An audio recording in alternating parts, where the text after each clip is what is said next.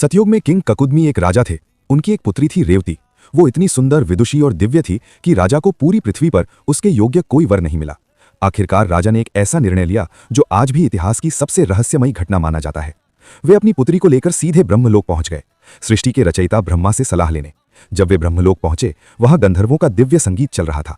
राजा ने सोचा, भगवान का संगीत चल रहा है, बीच में बाधा डालना उचित नहीं।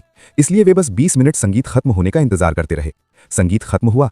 राजा ने ब्रह्मा जी को प्रणाम किया और वरों की सूची दिखाकर पूछा, प्रभु, इनमें से मेरी पुत्री के लिए सबसे योग्य वर कौन है? ब्रह्मा जी हंस पड़े। उन्होंने कहा, राजन, जिन राजाओं के नाम तुम ले रहे हो, उनकी कई पीढ़ियां पैदा होकर मर भी चुकी हैं। उनका तो अब नामो निशान भी नहीं बचा। राजा के पैरों तले जमीन खिसक गई। ब्रह्मा जी बोले, ब्रह्मलोक का समय और पृथ्वी का समय अलग चलता है। तुम यहां सिर्फ 20 मिनट रुके, लेकिन पृथ्वी पर 27 चतुर्युग बीत चुके हैं। अब सतयुग समाप्त हो चुका है और द्वापर युग चल रहा है। जब राजा पृथ्वी पर लौटे तो सब कुछ बदल चुका था। लोग छोटे हो गए थे, भाषा बदल गई थी, उनका महल जंगल बन चुका था और उनकी पूरी सभ्यता मिट चुकी थी। वे अपने ही घर में अजनबी बन चुके थे, क्योंकि वे अनजाने में भविष्य में टाइम ट्रैवल कर चुके थे। इसी द्वापर युग में उनकी मुलाकात हुई बलरामा से, जो उस समय के लोगों से बहुत विशालकाय थे, और बाद में रेवती का विवाह बलराम जी से हुआ। तो क्या सच में हमारे पुराण विज्ञान से आगे थे? कमेंट में लिखें। जय श्री कृष्ण।